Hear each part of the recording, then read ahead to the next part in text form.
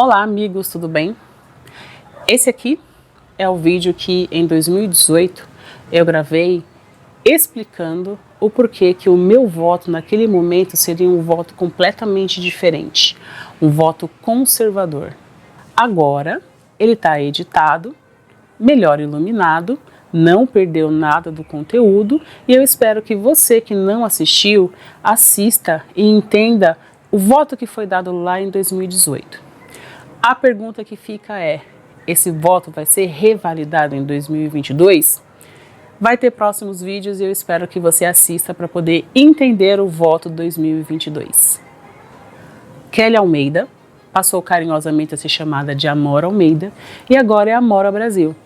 E eu vou, da minha forma, tentar explicar para vocês que não é fácil, é doloroso, mas a verdade liberta. E se você quer saber como uma socialista que já bebeu da teologia da libertação virou uma conservadora, fica aqui que você vai descobrir. Agora, bora pro vídeo.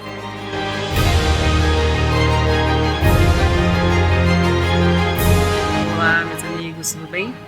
Amigos, parentes, conhecidos do Facebook, do WhatsApp. Eu não sei como os meus amigos que são petistas vão encarar esse vídeo, porque o PT não faz parte da minha chapa eleitoral. E também não sei como que os meus amigos são PSDBistas vão encarar esse vídeo, porque não vou de PSDB.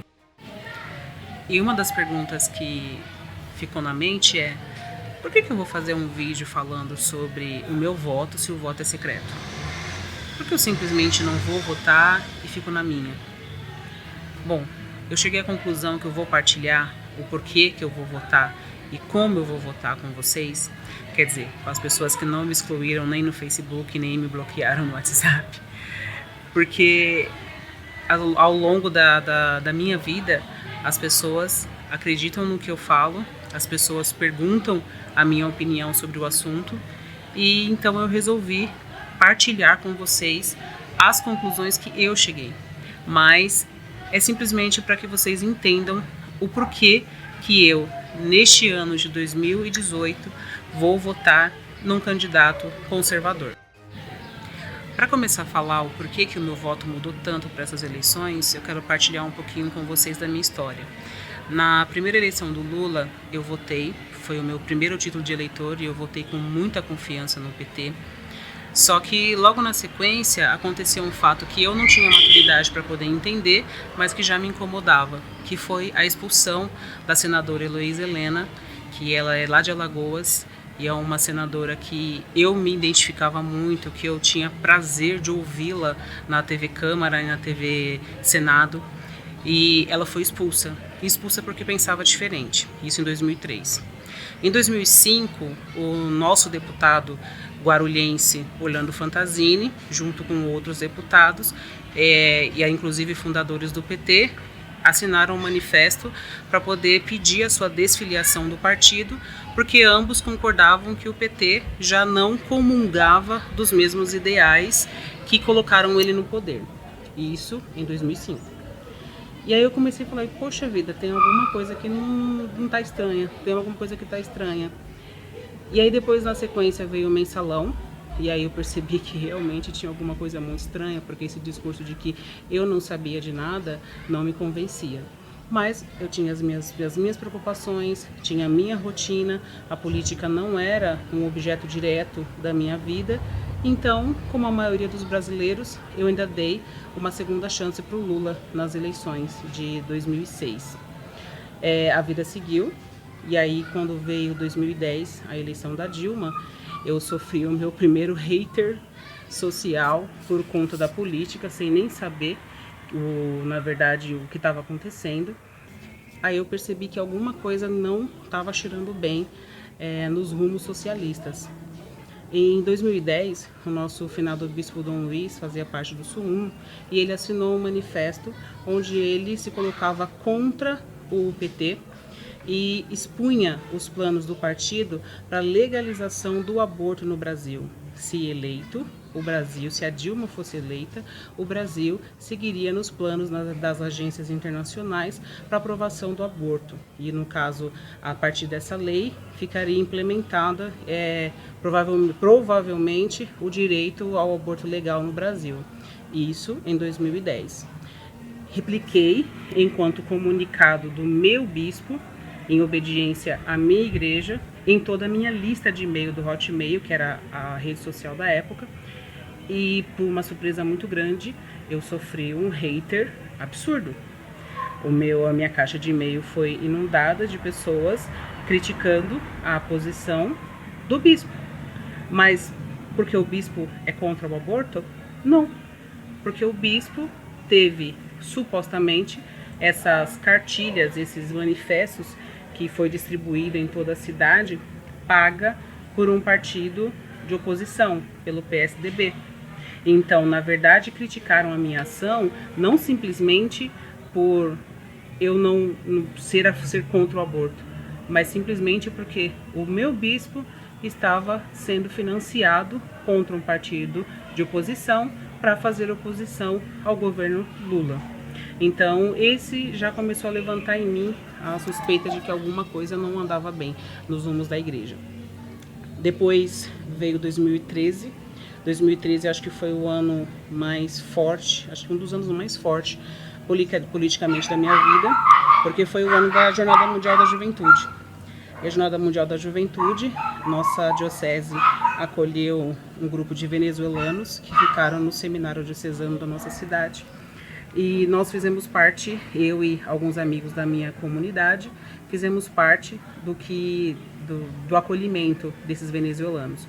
E nós tivemos a chance de conhecer os venezuelanos, desde aquelas pessoas mais simples que vivem do Bolsa Família venezuelano, que foram sorteados as passagens nas paróquias para poder vir para o Brasil, até com jovens da chamada classe média da Venezuela. Pessoas estudadas, muitos universitários, muitos graduados e muitas pessoas já falando mais de um idioma. E aí foi um choque cultural absurdo, porque até então eu só sabia que a Venezuela fazia parte da América Latina, que era um país lindíssimo de belezas naturais e que tinha muito petróleo. Só que politicamente eu não sabia nada da Venezuela. E grande foi meu espanto quando a gente fizemos diversos tours com eles aqui pelo estado, pela cidade de São Paulo e por Guarulhos.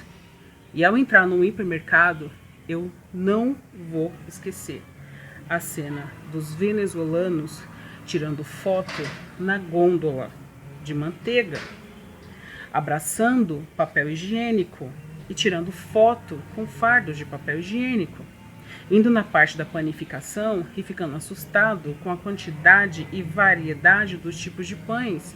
Eles perguntavam pra gente se a gente podia comprar de tudo o que estava ali dentro, se a gente podia comprar tudo o que tinha ali dentro. A gente ria, porque não tinha como compreender o que eles estavam falando. A gente falava assim, claro que a gente pode comprar, desde que tenha dinheiro. Mas como assim vocês podem comprar tudo? E a gente não tinha noção do que estava acontecendo. Quem conviveu com os venezuelanos sabe o que era você ter o valor até de um absorvente, de um depilador, de uma manteiga, de uma Nutella, e você vê eles simplesmente abismado, porque a inflação lá já era, em 2013, absurda, e o valor de um pote de Nutella seria equivalente a uns 20 vezes mais do que é um valor de Nutella hoje, aqui no Brasil. Então, era algo que chocou muito, muito, muito mesmo. Vivemos a experiência da Jornada Mundial da Juventude. No meio da experiência da Jornada Mundial da Juventude, a Dilma, em 1º de agosto de 2013, sancionou uma lei federal que, na verdade, ela estava mais para atendimento das mulheres vítimas de estupro no SUS, só que um dos artigos, um dos parágrafos, ele abria o leque para que essa mulher, ou para que qualquer mulher que chegasse no hospital e falasse, mesmo sem provas, que foi estuprada, que ela podia realizar a profilaxia da gestação. E aí, no caso, essa foi a primeira tentativa, foi a primeira lei federal que, na prática, colocava o crime do aborto como um direito constitucional. Dali derivou-se todo o discurso, todo o incentivo financeiro em projetos de pesquisas para poder dizer que o aborto é uma questão de saúde pública. Ou seja, o que o bispo Dom Luiz Gonzaga falou lá em 2010, de fato aconteceu. Então, eu não me arrependo nadinha de ter distribuído aquela lista de e-mail toda, de ter distribuído para todo mundo aquela lista de e-mail. Foi o melhor que eu podia ter feito pela minha igreja, foi o melhor que eu podia ter feito pelo meu país. De lá para cá, eu comecei a aprofundar a minha espiritualidade numa metodologia mais contemplativa, de silêncio, meditação e contemplação, ao mesmo tempo em que eu pesquisava palavras que até então para mim não existiam, né, como lobby, e a intenção, entender o que era militância partidária. E aí eu fiquei muito triste em perceber que a igreja, ela incentiva os seus fiéis a serem protagonistas, a serem agentes de transformação da esfera política através da doutrina social da igreja. Só que muitas vezes os católicos que viraram militante começavam a defender todas as causas do socialismo apontadas pelas cartilhas socialistas sem a menor discussão, sem a menor ponderação. E ao mesmo tempo, o que era defendido pela igreja de doutrina, de direito fundamental, de ética, de moral, começou a se tornar relativo, dando um exemplo claro, o próprio aborto. Então começou-se a criar vírgulas em tudo que a igreja era dito. E isso já não me representava mais. Bom, aí nós chegamos nos dias de hoje, quando começou-se primeiro com a passeata dos 20 centavos, onde as pessoas cobravam pela mudança na tarifa de transporte público, e depois essas manifestações cresceram e as pessoas começaram a perceber que a corrupção estava em todos os lugares e começaram a defender pautas próprias. Bom, aí veio a Lava Jato, e com a Lava Jato veio essa enxurrada de informações sobre o maior esquema de corrupção já vivido no Brasil. Ingenuidade para achar que só o PT fez parte desse esquema, eu não tenho, mas que ele ajudou sim a institucionalizar, a estatizar um esquema de corrupção, sim, ele ajudou. E isso me doeu muito, muito. Quando tudo veio à tona, eu só esperava uma atitude do PT, na verdade 3 atitudes do PT. Que ele admitisse a culpa, que ele pedisse desculpa e que ele falasse: a gente vai provar para vocês que a partir de agora vai ser diferente. Mas não foi isso que eu escutei. O que eu escutei foi o discurso de que o Lula era a alma mais honesta do Brasil, que o PT não tinha nada a ver com isso e que tudo era uma invenção midiática. Que o PT começou a usar como desculpa que por que o Aécio não está preso? De repente, o PSDB virou muleta. De repente, o Maluf, com rouba mais faz, virou muleta. Peraí, quando foi que as coisas mudaram desse jeito? Isso já não cabia mais. Isso já não dava mais para aceitar. Então, do meu jeito, da minha forma, eu comecei a estudar, comecei a ir atrás, porque eu sinceramente estava decepcionada com o mundo político.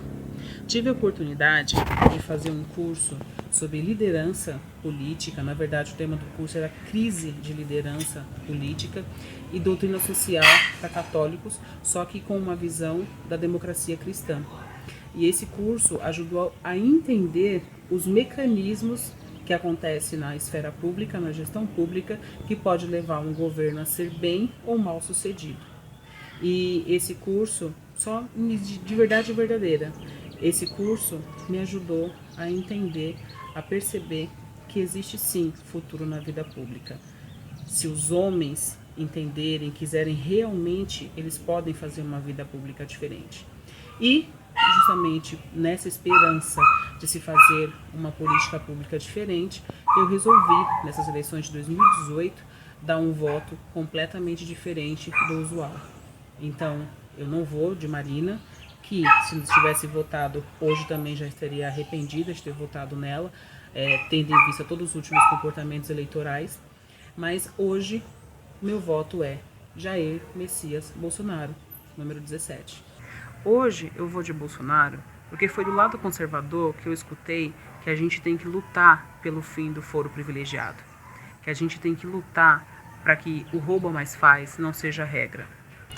Hoje o meu voto é conservador porque eu gritei sobre a questão do aborto, eu gritei sobre a Venezuela, sobre a ficha limpa, sobre o Lava Jato, sobre o fim do foro privilegiado. Sabe quem foi que me ouviu? Sabe com quem foi que eu me identifiquei? Com os grupos conservadores. Esses grupos eram os grupos que começaram a me fazer entender que existe sim uma manutenção sadia do Estado democrático de direito, onde todas as minorias são respeitadas sem ferir o direito da maioria, porque isso é uma democracia. Então, por isso, hoje, o meu voto é 17. Aí vem a pergunta, nossa, Kelly, mas o que você vai fazer em relação à questão da ditadura? Para mim é muito simples, muito simples. Vamos abrir todos os arquivos da ditadura e vamos expor todo mundo que está lá dentro. Os generais que torturaram e também os guerrilheiros que mataram muita gente. Quanta gente foi morta mesmo na América Latina, quanta gente foi morta mesmo no Brasil por conta dos grupos socialistas e comunistas. Vamos fazer uma abertura e vamos fazer o seguinte também.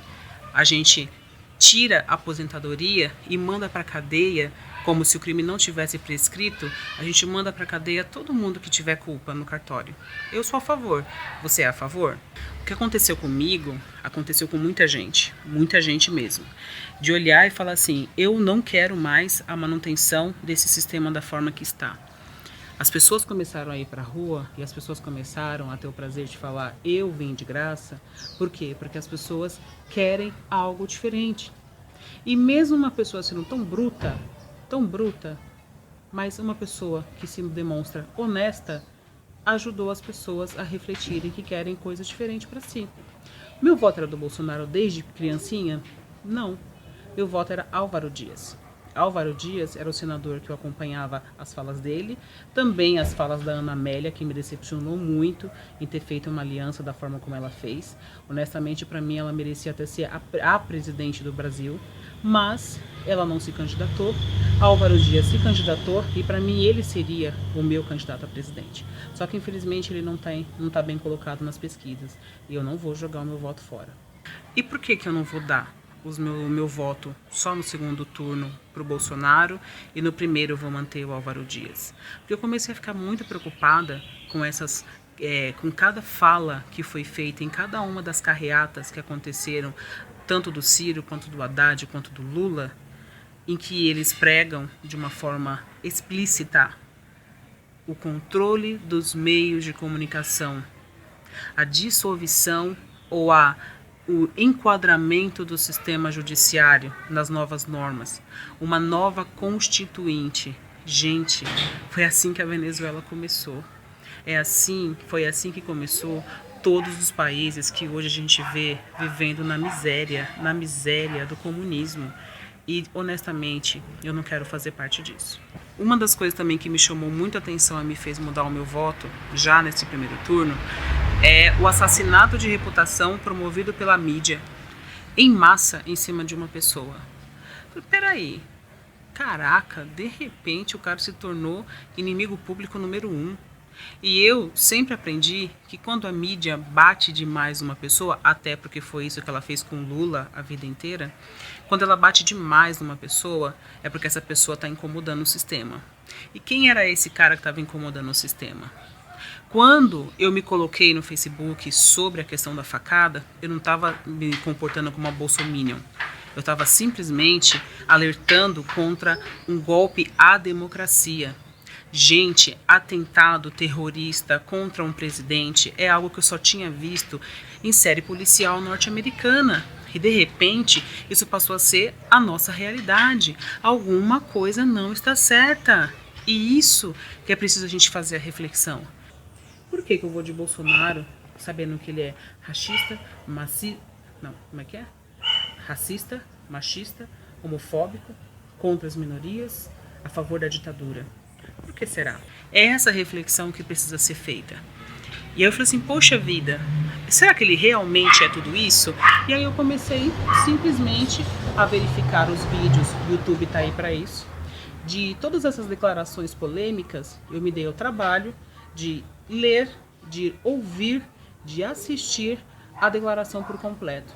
E aí eu percebi que não são posts lacradores que vai me fazer mudar a opinião, e sim confissões completas, e sim audições completas.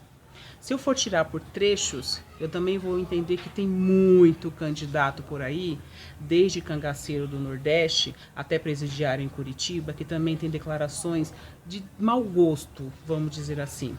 Mas mesmo declarações de mau gosto não me permite chamar uma pessoa de racista, machista ou homofóbico.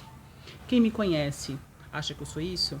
Bom, racista não dá para eu ser, né? Machista também não. E homofóbica eu sou? Todo o meu posicionamento? Será? Gente, é só fazer uma reflexão simples. Ele é o nosso presidente, só. As opções pessoais e o comportamento pessoal dele não faz diferença nenhuma. Sabe por quê? Porque tem um parlamento, nós ainda não vivemos uma ditadura.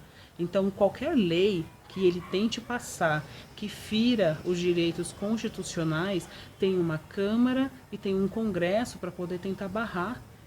É nisso que a gente tem que se concentrar. O seu candidato a deputado vai ajudar ou vai atrapalhar o processo político, o processo democrático? Uma das coisas que me incomodaram também e me fez mudar de voto foi perceber a indignação seletiva de alguns movimentos sociais. Não importa, eu posso ser negra, pobre, lésbica, mas se eu sou policial, logo eu não mereço a atenção de nenhum grupo social. Tá certo isso? Nossa, eu sou contra a escola sem partido. Escola, não, o professor tem que ser livre para falar o que ele quiser e o aluno também para se manifestar. Mas, se ele for com uma camiseta conservadora, ele merece ser linchado no corredor. Gente, que indignação seletiva é essa? Sobre desmilitarização da PM, de verdade, meu tic-teco não consegue nem conversar sobre isso. Porque eu sou uma pessoa que eu prezo as instituições. Eu prefiro ser parado em 10 comandos de polícia do que ser parado por um marginal. Eu sou uma pessoa que eu vou no desfile 7 de setembro e tenho orgulho de ver todas as instituições passarem uniformizadas, asseadas, organizadas, logo na sequência as escolas, as instituições de classe da prefeitura, porque eu acho que sim, ordem, disciplina leva a gente para frente. Não sou a favor de militar dando aula, é diferente de você apoiar o militarismo, você querer militar dentro de sala de aula, porque militar não é professor, militar pode até ser, né? Mas militar, ele não é professor, ele não é médico, ele não é advogado. Ele é militar, tá ali para proteger a minha vida. Professores, eu tenho diversos no meu círculo social. Amo, respeito, sofro por cada professor que eu vejo recebendo cadeirada, cada professor que sofre na mão de aluno mal educado, que sabe que não vai sofrer penalidade nenhuma, porque hoje essa é a moda. Hoje eu posso desacatar a autoridade sem problema nenhum, que não pega nada. Então acho que isso é que tem que mudar. E é isso que eu estou lutando a favor a partir do meu voto. Bom, eu vou resumir assim, né? Poxa, Kelly, o que se passa na sua cabeça em votar numa pessoa com o perfil que foi anunciado? Depois de muito refletir, eu penso o seguinte: talvez o que passe na minha cabeça seja o mesmo que passe na sua cabeça quando fala que vai defender, né, algumas pessoas que estão aí na disputa eleitoral, que essas pessoas também têm comportamento que são repreensivos, que são preocupantes, que são esquisitos, mas que você procura um argumento, procura extrair o melhor e replica esse melhor lado para as pessoas. Quando eu falo que eu vou votar em Jair Messias Bolsonaro, não estou falando que eu vou votar em nenhum herói. O meu candidato ideal não está na disputa eleitoral. Também não estou esperando o Messias. Messias, eu já tenho o meu. Então eu não estou esperando o outro, de verdade verdadeira. Agora eu quero uma pessoa que tenha condições de preservar a família, as instituições e a sociedade. Só isso. E eu vou lutar, eu vou continuar observando, eu vou continuar estudando, eu vou continuar me informando e vou continuar denunciando, como eu faço no meu Facebook, cada incoerência que eu vejo, simples assim. Eu não tenho bandido de estimação. Se ele pisar na bola, eu vou lá e vou para cima de novo. E com certeza eu não vou dar o meu voto por mais uma eleição como eu fazia antigamente, é simples assim. Não gostou, a gente tira, mas pelo menos vamos dar oportunidade. Quem foi que disse que somente os partidos de esquerda, somente os partidos socialistas é que detêm a melhor, a única forma de se fazer política, de se fazer democracia? Essa não é a verdade. Só que tem um detalhe. O meu modo de ver, a forma como eu enxergo hoje, não estou nem falando do fato de que 3 em cada 10 brasileiros hoje pensam de um lado mais conservador. Mas o lado que eu estou procurando seguir hoje, ele permite que todo mundo coexista. Todo mundo habite a mesma cidade, o mesmo estado, o mesmo país, o mesmo mundo. Agora vem a pergunta: o seu candidato, se eleito, vai permitir que pessoas como eu, que pensam como eu, continuem vivas? Ou será que o meu lugar vai ser na ponta de um fuzil, como cantam muitas pessoas por aí? Depois vai ser me oferecido uma boa pá, uma boa cova. Olha o discurso, gente. Olha onde é que isso vai parar. Está vendo amigos acabando a amizade de anos. Está vendo famílias sendo destruídas por conta desse discurso. Gente, é uma eleição que pode mudar os rumos do Brasil. Cada um tem o seu argumento para poder querer o melhor. Você tem a sua forma de pensar, eu tenho a minha. A gente se respeita. A história vai dizer quem estava certo ou quem estava errado. Mas na boa, quando eu te encontrar lá na fila do mercado, se você for parar de falar comigo, você me avisa, tá? Porque eu sou meio lesada, é capaz de eu continuar cumprimentando você e falando com você normalmente e não vou entender que você desfez amizade comigo por causa de política. Agora, se quiser bloquear do Face, bloqueia. Se quiser desfazer o WhatsApp, desfaz.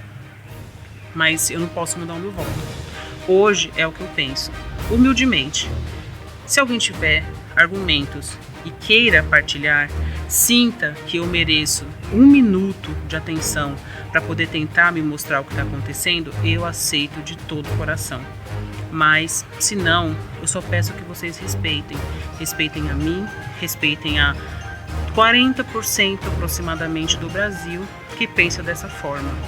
E que Deus nos ajude a viver melhor essas eleições, que Deus nos ajude a juntos construir o país para os nossos filhos, para os nossos netos, para toda a nossa sociedade. Que Deus nos abençoe, um forte abraço e dia 17 é 17. Beijos, fiquem com Deus.